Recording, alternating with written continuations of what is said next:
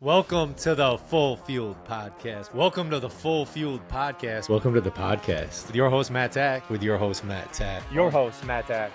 Who are you? I'm Dr. Alfred Alessi. Dr. Alfred Alessi. Dr. Alfred Alessi. They know by now, bro. They know by now. I'm going to set what the new normal looks like in my life. You're not limited by your genetics. You have a superpower that is lifting people up. Dude, you The only way we're going to get the word out is with you. Live full fueled. Live beyond limits, baby. Let's go. Welcome to the Full Fueled Podcast with your host, Matt Tack. And Dr. Alfred Alessi. And as always, please share, subscribe. The only way to get the word out is through you. So if you're enjoying any of the content, please share it for us. It only helps us. It helps you as well. If we're helping you, you're helping us. You went right into the ask. Right into it. Oh, But love it. But for real. Yeah, for real. We need it. So one of the things that we're going to talk about today, which I thought was like pretty trending, it's cool, is that LeBron James is playing with Bronnie James. They played on Tuesday. A guy that's 40. He's going to be turning 40 next month. I think his birthday is in December. Plays with his youngest son. I think Bronny's like 19 or 20 or something like that in the league. Yeah. Actually, he's got to be a little bit older. He came out as freshman or sophomore year. I think maybe he played 2 years, maybe just a freshman year at USC. But now they're playing together. And LeBron James has had, obviously, optimal longevity, which is crazy, too, to think about because, like, a guy with that height, you know what I mean? 6'8", 6'9", definitely has played with a decent amount of weight. But one of the things that I've seen over the kind of the trajectory of his career, he's actually shed weight. So I think he's probably at his lightest point now than he actually was when he was in his early 20s. He looks more like when he came out of high school. Like when he was in high school, when he came out, obviously he was kind of thinner, you know, then he bulked up pretty big. Dude is jacked. And then he's definitely leaned up for sure. He's looking more like MJ, you know, like the arms are real, kind of like tight. Yeah.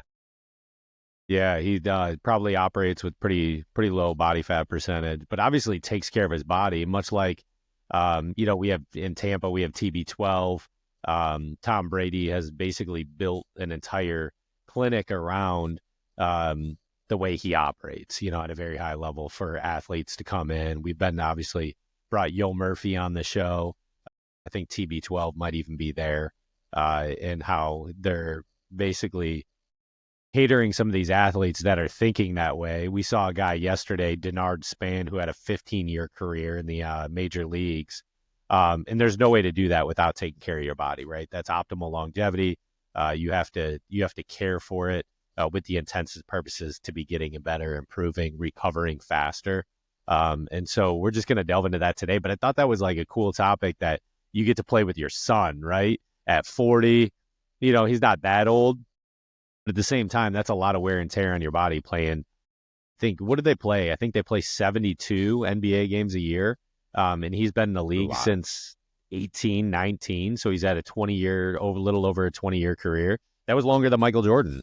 Michael Jordan, I think, retired, then obviously came back with the Washington Wizards, but definitely has had a longer career. And I don't think he's had anything catastrophic. I think a couple of years ago, he had something with his leg where he's out a few games, but came back during the playoffs. But pretty much has been dialed in throughout the regular season and the playoffs. And that's optimal longevity. Somebody with that amount of wear and tear. Avoiding major injuries. So obviously so much of what he's done has probably been like focused on how do I prevent something big, Like you got to look at like Derrick Rose, bro. He used to be my favorite player. He was so explosive that it was just a matter of time. Something's going to break, it's like dude would like explode from the ground, jump like 4 feet over people and dunking like crazy. He was obviously ridiculously athletic and then had that ACL. And then after that, it was another one. And then it's just multiple injuries. It's like, so, that's the longevity key piece and we were talking about this because we played the other night and we're like, maybe playing 4 or 5 games of basketball, we need to just stick to like 3, right? Like, let's play 3 games, then go home, take care of our bodies, because like nothing good happens after that 3rd game, man. And then you're starting to feel the heels. Pickup basketball is like different too because it's constant up and down. It's actually a little bit different a game because in a game there's going to be a stoppage point, right? You're going to be sitting at the free throw line. You're going to be like when you're in a competitive scenario, there's always like referees where there's stoppage. And pickup, you're just like, all right, there's a foul, check it back up, let's get going again. And so there's never real stoppage. And what, the games we play, actually, I love the pickup style, is that because they turn on the clock. And so there's actually a rotating clock, which I think that's like the best form of pickup. You're not playing to a point, you're just playing to a time. So it's hyper efficient. But that's even more so where like you're constantly moving, right? There's not much of a break. You're in, you're out for you're back in for the next game. And so that level of pounding, dude, my knees and my ankles were like growling. Like they were so tired after we played, like, I think it was like 5 or 6 games. It's 2 or 2.5 hours straight of basketball. That's way more than you would even get in a physical game. So there's that threshold piece of which, yeah, like I think it's smart to turn it off, be like, hey, this is enough, right? Because then you're more injury prone as your body fatigues. You're obviously going to be more injury prone in that stage. Yeah, and like you kind of know, like I could kind of tell we're getting to like the 3rd game, the 4th game. I even said it. I was like, man, maybe I'm gonna probably go. And I think you might have been like, nah, just stick around for one more. So, but like I could feel my quad like tightening a little bit. I had squatted the day before. So, I was doing pretty heavy squats the day before. So probably not the best idea there. But, I got through the first 3 games fine. No pain. I was actually playing pretty well. And then that 4th game, I was like, maybe I'll go home. And then we ended up just getting in, and that's what always happens. But then I like, whatever, I did like some move where I jumped and did like a jump shot or something. And I came down and felt the quad just kind of like, hey, kind of woke up again. And I was like, damn it. Dude, I should have left. But it's like, there's things to do to mitigate that, like you talk about, we do all the stuff that we do, the longevity hacks, and really it's a lifestyle. It's not like you just, I don't like treating it like it's like a medication where it's like, oh, you do this so that you can do that. It's like, no, it's gotta be a lifestyle, man. You build it in, on a regular basis, the foam rolling, the active movement, obviously weight training, eating healthy, all of that stuff, man. So what is like, what are your main things that you focus on a daily basis or even a weekly basis, like for longevity? Because I think we are on the same plane, but we also do some different things. Yeah, we do. I think we have a different approach in terms of like how we operate now. I think you have a little bit more extended fasting schedule than like I do. I typically, obviously I was saying in this podcast the other day that I was a guest on, but I stop eating roughly around like 7 p.m. I don't pick up after that. There's no munching. There's no really even drinking, unless it's a little bit of water where I felt like I'm dehydrated. I didn't get enough water in the day. And that's also another thing is like how many people miss out on water. That's one of the things, like I tend to like get towards the end of the day and I'm super dehydrated, right? I need to get some water in me. I do a really good job at the clinic because I'm like, oh, water's there, right? I need to drink water. And so I'll like go over to the water station and drink and then put some electrolytes in there. But water is such a crucial piece of that, is to staying hydrated and then cognitively ready. Because when you get dehydrated, you typically get fatigued and a little bit tired. But so I'll pick up at 7 the following day is what the cadence. And then usually I operate my mornings with a dense protein shake, and I'll put some supplementation in there. Another thing that I've also added in terms of supplementation, just because it's not an immune supplementation, but vitamin C is actually very good for joint structure. And so I've been incorporating just vitamin C gummies at a like pretty high level, actually 2 times a day, because that's actually, there's a study that came out as far as the quality of joint repair that vitamin C has, not just towards immunity, but yeah, vitamin C is a major cofactor in collagen production. People don't know that. So like scurvy, which was like the thing that like sailors used to get, right? And it was like they would get these bleeding gums and like soft tissue breakdown. They would become like super weak. It was vitamin C deficiency, and that vitamin C deficiency causing the breakdown of collagen, right? Like they weren't having collagen turnover and production. And so they were having these weird issues. That is not a problem we see anymore in life. Cause like, you know what I mean? Like nobody gets scurvy anymore, but What you can get is like joint pain. You know, that's a big one. People don't think like vitamin C for joint pain. But if you could pair like a vitamin C, like a high quality vitamin C, like a buffered alkalized vitamin C with some collagen, dude, next level for joint pain and for joint comfort. Yeah. So, but, and then for all intents and purposes, like longevity speaking, you know, one of the major things is just things we always talk about is just getting that proper sleep schedule in, and then becoming optimized throughout the day. One thing that I've, you know, a lot of people don't do, and I'm actually testing this right now, I'm like kind of phasing it in, is closing my eyes. I know that you've done this and you sent me the Happier app today. But like having in the middle of the day, like a 10 to 20 minute meditative state where you're not falling asleep, but you're just closing your eyes, and how that just restructures and rebounds your body, both neurologically and physically. And so that's just like something that I've been piloting over the past week, of just like closing my eyes, kind of setting a timer of just to decompress and just be fluid with my breathing. So I piloted that. Like if you're working out in the afternoon, that helps immeasurably in terms of like overall quality of strength. And then one thing that I am starting new, and I had done before because we had it at the clinic and I did blood flow restriction, but it was actually just brought to my attention. So I was listening to a podcast on Dr. Gabrielle Lyons, but just blood flow restriction when it comes to kind of the level of optimization, and not necessarily muscle mass, but strength overall that you can get out of blood flow restriction. And if you aren't familiar with blood flow restriction, that's like tying, bands. They make them. You can buy them on Amazon. So I just bought mine on Amazon, around your quads, around your biceps. It's basically a tourniquet that's limiting blood flow out of the muscle and the limb. So then when you're doing an exercise and you're really pumping that muscle, the blood flow is not escaping as much. And so you're really like saturating it there. It will do things like it'll create what's called angiogenesis. So you'll have like new blood vessel formation, or like the strengthening of those blood vessels, which is really good, obviously, then for repair of muscle tissue. But it enhances the pump. It's a cool way to train. You're going to fatigue real quick doing it, obviously. So you can't use as much weight. Like you probably dial down to like 30% of what you would normally do or less, but you want to hit it for reps. So I used to train like that a lot more. I'm going to get back into it probably now that you're doing it.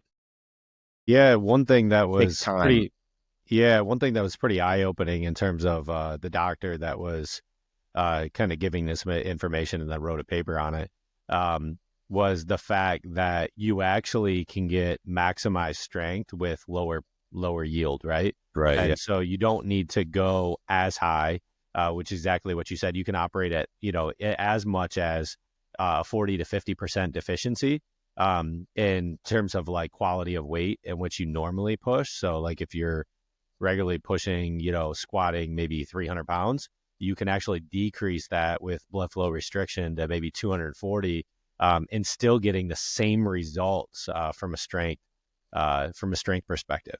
So one of the cool things too is he was talking about this element of injury and how there's cross education. And so the point is, like, let's say you injured your right arm, right?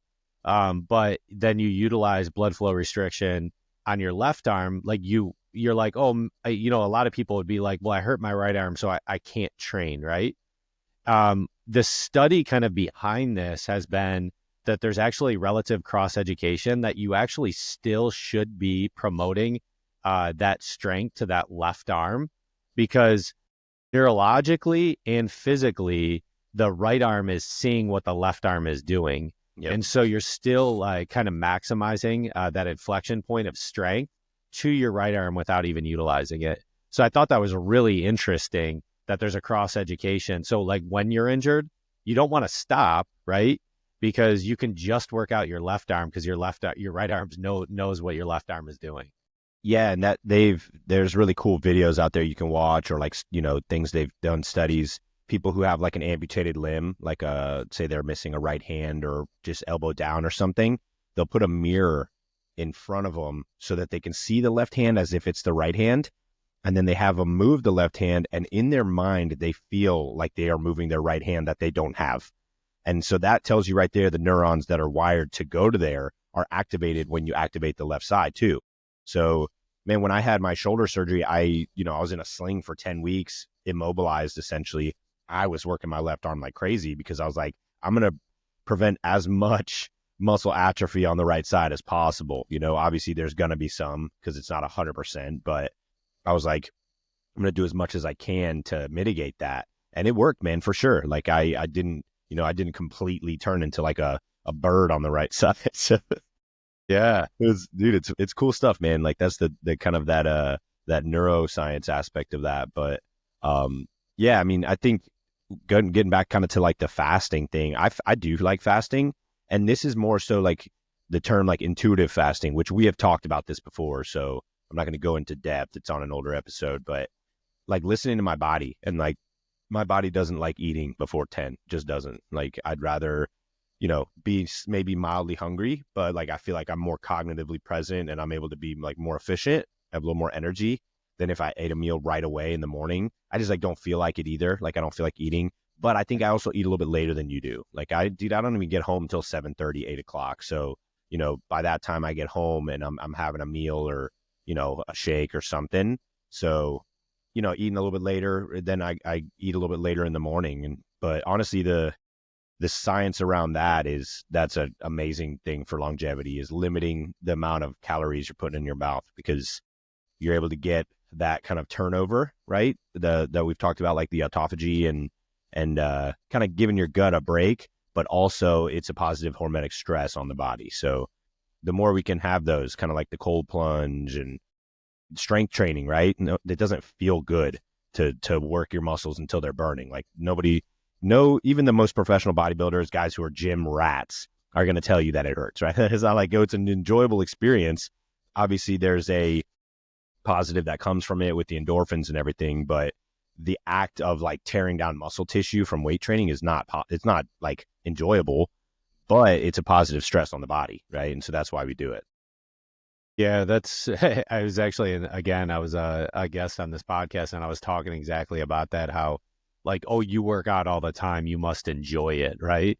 But the reality is like, I wouldn't say I necessarily like enjoy it. I enjoy it after, right? Yeah. And so the positive effects that like the neuron release, just like all that I enjoy the after effects so much that yes, like going is like addicting because of the after effects that are associated to it. So I wouldn't say I love going to the gym, because if I still got those positive effects by not going to the gym, I wouldn't go to the gym, right? But the reality is I get those positive effects from it. So that's what keeps me going, right? Yeah. As is everything else. Yeah. And I love, like, this is how my brain works, at least, is like, I like that going to the gym, like I'm driving there 5-10 minutes there, like hyping myself up, listening to some music, taking some pre-workout. Like I like that part, walking into the gym, getting warmed up, and then like the workout, you kind of like suck, you gruel through it. There's some like positive that comes from it. And then afterwards, I love the feeling of like being pumped and like, you're like, damn, like that was a good one, right? But it's like the in the middle part, like the actual work part, nobody actually likes that, Yeah, that's to bring off a completely like different topic, but then we'll segue back home. I was thinking about this a little bit in association to Amendment 3 on the ballot that's going to be coming up. So I would encourage everyone to vote. If you're not planning on voting, please vote. I think it's your right as a citizen. But this thing with Amendment 3 is focused on the distribution of recreational weed. And so I was thinking about this because, Michigan has seen it, and there's just been an influx of capital, like crazy amount of capital. It's on every single billboard. It's all over the place, like literally all over the place. And so I was like processing through the recreational side of like marijuana. And I was thinking of this. I was like, right now it's relatively easy to get a medical card for the purposes of marijuana. So like for the idea to get it recreationally, I don't promote that. And this is the reason why. This is the reason why I'm going to vote no, is because the people that are going to be utilizing it are sourcing it to like take away a pain. They're utilizing it for the similarities of like what alcohol would produce. And it just institutionalizes like these teens that are already suffering in many different ways, where you know that if every single one of those teens got into a gym atmosphere and did the right thing health-wise, they would have much a healthier mindset, right? We're not promoting Straight that. up. We're promoting an amendment so that they can suppress basically their feelings. And so I was like, to recreational, for the purposes of recreational weed, like we aren't like, that's not going to push us in the direction that these young kids and even older people like need to go, right? They're suppressing something. What are your thoughts on that? I mean, it goes back to the same concept with medication, and my take on medication is like somebody with high cholesterol is not deficient in metformin. Somebody with, it's like, that's not the cure. That's going to help with like kind of like to raise the levels or whatever, but it's not fixing anything. The lifestyle, and this gets into longevity too, is like the epigenetics of it is lifestyle is responsible for 90% of the diseases in this country, maybe more than 90% actually, right? Is caused by poor lifestyle. Just look around people, what they're putting into their body, not moving their body, and that's why everyone's sick. I was just listening to something, who was talking, I can't remember who was talking about it, and they were like, look at the Amish people. They're all healthy, right? And it's because they don't take vaccines, they don't eat crappy food, everything's regenerative off the land, they're moving all day long because they don't have cars. Like, these people are all healthy. You're never going to see like an obese Amish person. Like, they don't exist. And so it's like, what's the connection there, right? And it's 100% because of the lifestyle factor. So I think going back to like the marijuana thing is like, yes, I agree. Like, you're gonna try to be using something to mitigate, whether it's depression or whatever it might be, that a good session in the gym can 100% be the thing that changes that, right? And that's lifestyle. Are you moving your body? No, I'm not moving my body, but I'm depressed. Go move your freaking body. You're not going to be as depressed, right? You're going to be able to solve that. So I 100% agree with you, man. I think it's like a cop out or like an easy thing. Yeah. So I guess bringing this whole thing back around is, what is it? What do you think? I don't know the training schedule of what LeBron James has done to get through a 20-year career. Good circle like back. I honestly don't. I didn't dive into it all that much. I do know a little bit about his halftime strategies of things. Like, he has like nutritional programming during halftime as far as like the nutrition. I think it's he has like almonds. I forget how many. I think he actually counts them out. And so like 13 he has almonds. he has like some association of almonds and something else like during halftime. But I know that Steph Curry is pretty high on that too, of getting like intrameal like energy during a game.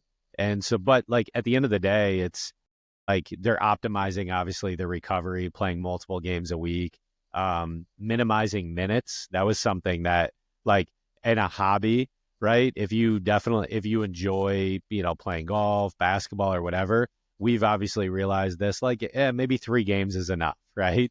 Not to go 2.5 hours and then have your just back demolished. Right. And it's doing things in strides, obviously, as you age, where you can mitigate the damage on the structural component of your body. I'm sure that's what really LeBron James has done over the course of his career to have that steady aid. He's obviously programmed in strength and conditioning for the purposes of longevity throughout his career, as did Michael Jordan. That was a big component of Grover. What's his first name? Tim Grover he trained Kobe Bryant and Michael Jordan. But strength and conditioning was a major, major component of getting them through, obviously, a 20-year career.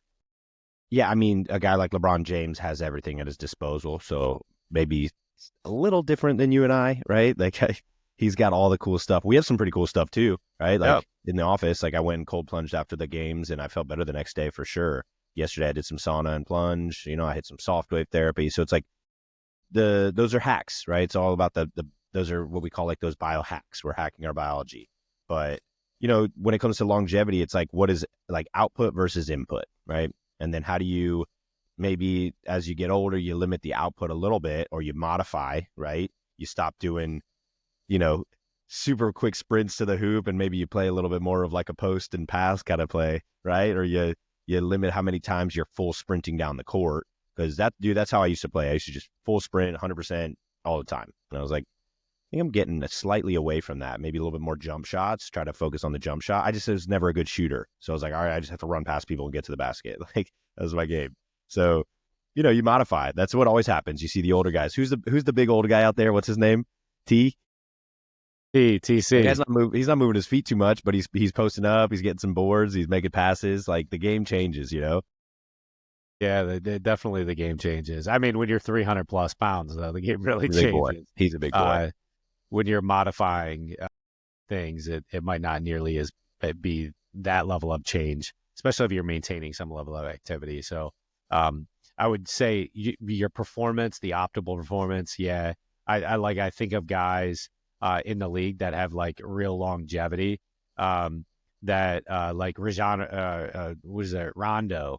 No, he's been around for a while. I don't know. He's on the Lakers now, right? I think he's on. I think he's on Milwaukee. To be honest with you, I think he was talking to Damian Lillard the other night. I just had because I saw that the NBA preseason was over with and their regular season is starting, and so I was just like watching like the kind of the startup of them talk about it a little bit. But guys, Rajon Rondo, that's who I'm trying to think of. It's his full name. But like guys that have had a long tenure in the league, where now they're taking up more like backup roles, being quality teammates, obviously probably leading guys, but minimizing their minutes. And then their cadence of their game looks a lot different. He's not slashing the bucket, right? He's looking to distribute a lot. He's looking to do a lot of different things within the capacity of his game, because obviously he's probably slowing down just a little bit. But yeah, I think that's a big thing to just make note of, obviously, to minimize risk and injury, but then also have fun too. I don't want to, one of the things is like, I'm just not going to like not take the ball to the rack at all, right? I'm just going to pick my spots, be a lot smarter on how I'm playing the game. And so that's one of the things I was telling you. I was like, dude, just warm up a little bit slower, right? It might be the first game where you're like, you're not taking it to the rack like 4 or 5 times, right? Where you're working the ball around the key with your teammates, getting some fluidity in there. The game might take a little bit longer because of that, but at the same time, it's one of those things where you're letting the body kind of move up, the game come to you instead of you go to the game. So I think that was good advice. I took that advice too, and like then I ended up playing better and I ended up scoring more points. So I was like, yeah, he's onto something here, right? I'm not gonna rush it out the gate, get a little warm up. Plus, like, I don't play as much as you do, so like I'm maybe like once or twice a month, maybe even once a month. So like first thing that goes is like my ball handling skills. Like I'm like kind of a little more clumsy until I get some rhythm. But then you get a game in you and it comes back for sure. I think at the end of this episode, just to process through and think of terms of what optimal longevity looks like to you. I know we had previous podcasts on like hobbies and how you're incorporating those. But there's definitely people you can look to. And we have our optimizers program, right? And that's exactly, those are the protocols that we take every guy through in terms of how to optimize and what that looks like and how to dial in the mindset, the nutrition, and the muscle, so that they ebb and flow for the purposes of what you're going to feel and look like well into your 60s and 70s. Because you need to be, whether you're in your 30s, even 20s, but when you're in your 30s is really when you start processing through. I mean, a lot of guys that we've talked to have started thinking this way of like, man, if I don't capture this now, I'm not going to capture it. Because I think there is truly a tipping point where guys' mindset kind of shifts of like, I didn't handle it in my 20s. I really didn't handle it in my 30s. I'm in my 40s now.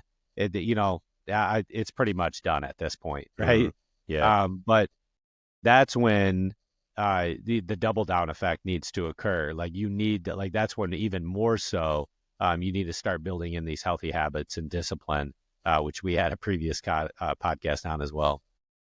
Yeah, and man, that's like basically what we built the optimizers for, was like for guys who are getting up there. Maybe I'm not even gonna say getting up there, guys in like their 30s who like they want longevity. They want to be able to move. Maybe they got some kids and they're starting to think down the line now a little bit more. So I think that's what our next topic will be on, is like our full fuel diet that we incorporate into that program. Because obviously we focus on muscle and protein, but like the diet we've created, the full fuel diet, and what that looks like. Well, check out our next episode. We'll take you through everything A to Z on what the full fuel diet looks like. But as always, we want to thank our sponsors. Number one, Alessi Functional Health, getting you into a pain-free future. Make sure you come check us out. If you're in the Tampa Bay area, we absolutely can get you fully optimized and live a healthier life. Then we have Nutrition Solutions. Head on over to nutritionsolutions.com. Enter code FULLFUELED15. You get 15% on your first order. Great high-protein meals that can give you the optimal day-to-day high-protein balance that you need. Many Americans right now are deficient in protein, so start maximizing your protein with Nutrition Solutions. And Spread Oaks Farms, head on over there. You can get 25% off your first order. Beef, top-notch beef, directly delivered to your doorstep on ice. Put it in your freezer, cook it up. It's phenomenal. It's 1,000 times better than anything you're going to get at the grocery store. But as always, we want to thank you. Share, like, subscribe. We appreciate you listening in today. As always, live full fueled, live beyond limits, baby. Let's go. Welcome to the Full Fueled Podcast. I'm going to set what the new normal looks like in my life. You're not limited by your genetics. You have a superpower that is lifting people up. So unfortunately, most businesses aren't going to use the highest quality ingredients. What's your approach? Dude's jacked. I know he's jacked. That's why I'm I asking him don't how he think he trains. I don't think he lifts. Yeah. Consistency in everything that we do that really compounds. Only way we're going to get the word out is with you. Live full fueled, live beyond limits, baby.